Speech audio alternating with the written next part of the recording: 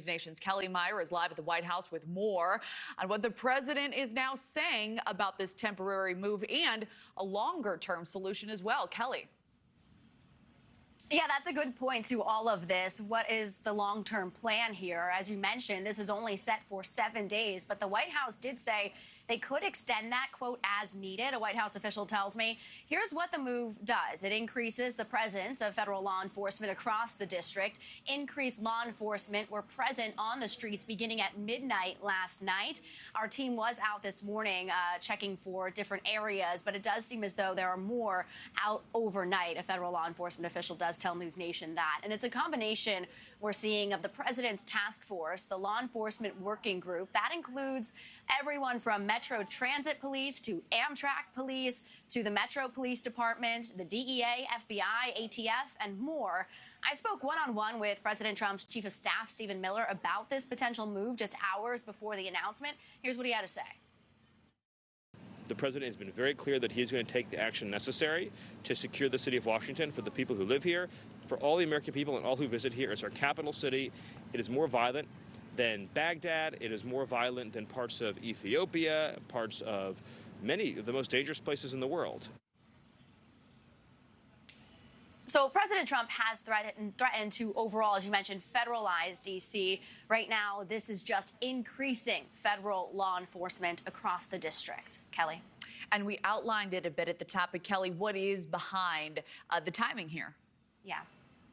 Yeah, and like you mentioned, a lot of this coming from what happened to that DOJ staffer. He has talked a lot about crime in the district for a while now, even as he moved here to Washington, D.C. to move into the White House. But it is stemming a lot from that former DOJ employee allegedly beaten here in the nation's capital. President Trump saying in a post that this incredible young man, he says, and so many others would not have to go through the horrors of violent crime.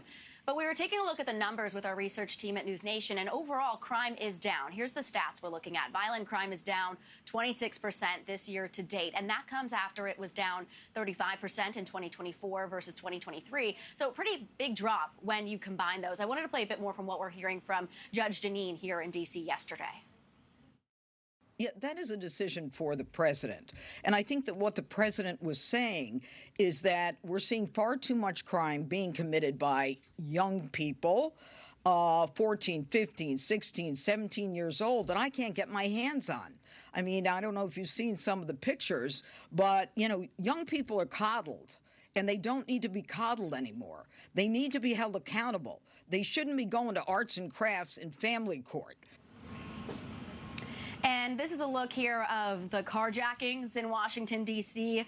D.C. has had 188 carjackings so far this year. That is down 36% from last year. So we'll be heading into the Oval Office in a little bit here, Kellie. We're going to try to ask some questions to the president about this and a range of other topics and try to get you some answers. Kellie. Yeah, we'll be looking forward to those. All right, Kellie Meyer live in Washington for us. Kellie, thank you. Thank you for watching. Subscribe below and download our News Nation app right now on your phone, and you will get fact-based, unbiased news for all Americans.